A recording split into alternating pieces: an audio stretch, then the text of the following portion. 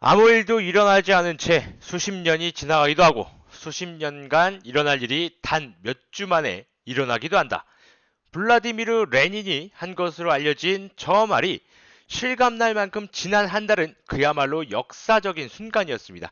자, 당연한 일상으로 여겨졌던 우리의 삶은 코로나19 바이러스가 확산하면서 송두리째 흔들렸고 전통적인 금융시장과 암호화폐 시장은 전례 없는 혼란을 겪었습니다. 자, 금융시장 혼란의 중심에는 미국 달러가 있었습니다. 전통적인 투자자들이 종전에 안전자산으로 여기던 여러 자산에서 안전성이 더 높은 확실한 미국 달러로 갈아타는 현상이 나타났습니다. 현재 S&P 500 지수는 2020년 들어서 미국 달러 대비 20%나 하락했고 원유는 62%, 영국 파운드는 9%, 러시아 루블과 브라질 헤알은 각각 25%씩 내려갔습니다. 오랜 기간 암호화폐 시장은 전통적인 시장과 독립적으로 움직였지만 달러에 연동된 스테이블 코인이 등장하면서 퍼블릭 블록체인들이 사실상 미국 달러에 연결되는 징검다리 역할을 맡게 됐고 자연히 암호화폐와 전통적인 시장 사이에 연결고리가 생겨났습니다. 자, 블록체인에서 달러는 리플과 비트코인 캐시를 제치고 비트코인과 이더 다음으로 가장 널리 통용되는 자산이 되었습니다. 거래량 기준으로만 봐도 달러가 비트코인을 앞지르는 상황이죠. 이들은 달러 연동화폐라는 특성 때문에 달러의 글로벌 수요 변화뿐 아니라 연준의 통화정책에도 영향을 받습니다. 개당 9,000달러대에 머물던 비트코인 가격이 3월 중순 5,000달러 선에서 안정되기 전 한때 4,000달러 이하까지 곤두박질 치자 스테이블 코인의 20억 달러가량에 유입됩니다.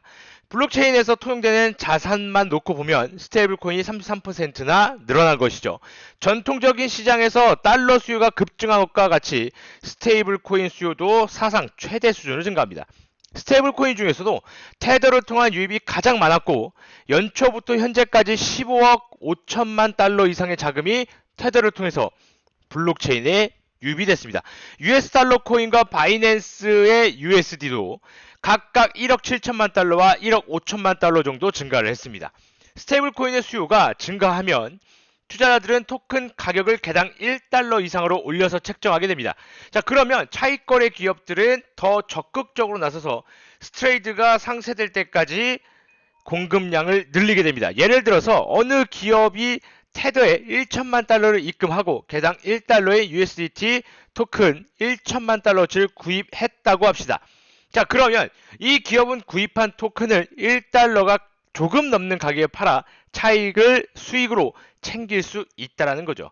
자, 지난달 USDT의 수요가 늘면서 개당 거래가가 꾸준히 1달러 이상을 유지했고 그렇게 15억 5천만 달러라는 자금이 블록체인으로 흘러 들어온 것입니다.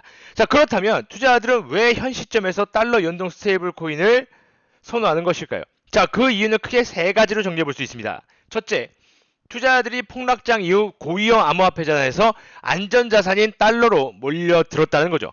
자, 실제로 장기적인 관점에서 암호화폐를 낙관적으로 보는 사람들이 무연관 자산군이던 암호화폐 가격이 증시와 함께 급락하자 보유하고 있던 암호화폐를 단기 매도한 경우를 보았습니다. 자, 두 번째, 서두에서도 언급했지만 신흥시장 화폐의 달러 대비 가치가 지속해서 하락하면서 달러 수요가 크게 늘었다는 거죠. 특히 역외 거래가 가능한 USDT 같은 경우는 중국, 인도네시아, 러시아, 브라질 등지에서 자국 화폐를 달러로 바꿀 수 있는 가장 좋은 방법의 하나로 떠올랐다는 겁니다. 셋째, 자가격리와 여행 금지 조치로 당분간 현금의 이동, 특히 국가 간 이동이 매우 어려워졌다는 겁니다. 자, 블록체인 상의 달러는 제대로 사용되면 별도의 승인 없이 접근할 수 있고 프라이버시를 보호할 수 있는 특성 때문에 현금과 비슷한 특징이 있고요. 그래서 적어도 당분간은 현금의 대안이 될 수 있다는 거죠. 자, 달러에 연동된 스테이블 코인이 달러의 주 예치 수단으로 부상했지만 스테이블 코인도 결국에는 달러 통화 정책의 영향을 받습니다.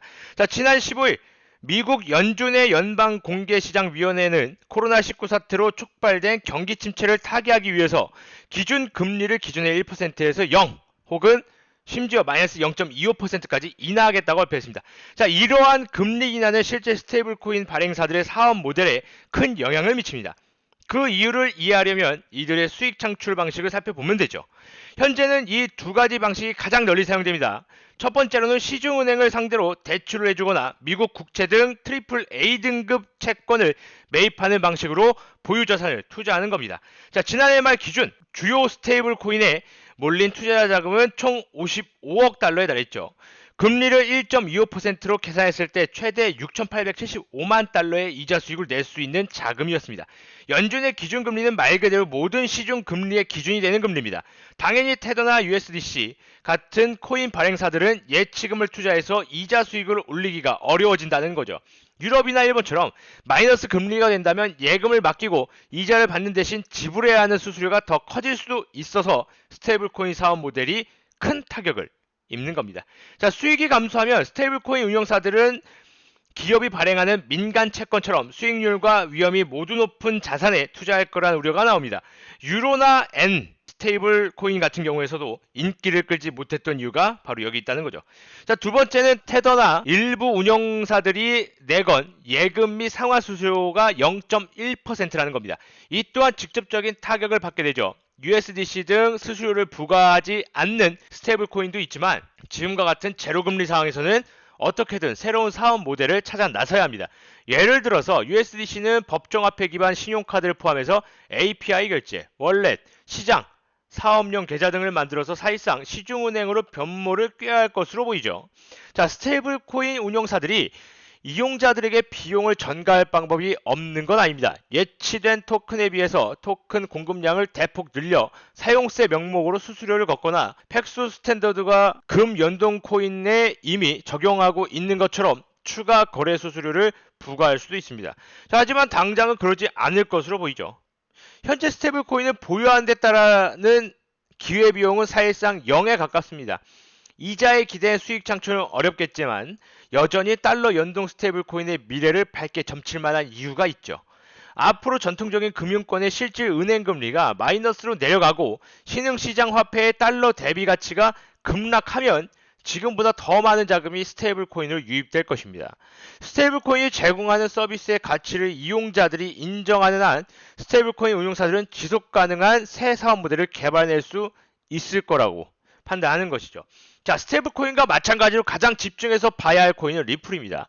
자, 리플은 코인이 아니라 시스템이라고 했던 브래드 갤링하우스의 말처럼 화폐의 개념보다는 시스템에 투자를 한다라는 판단을 해야 되는 겁니다. 자, 리플만큼 이목을 집중시키는 것도 없고요. 리플만큼 유명한 것도 없기 때문에 시장은 리플을 받아들여 줄 걸로 판단이 됩니다. 오늘은 여기까지 하도록 하겠습니다.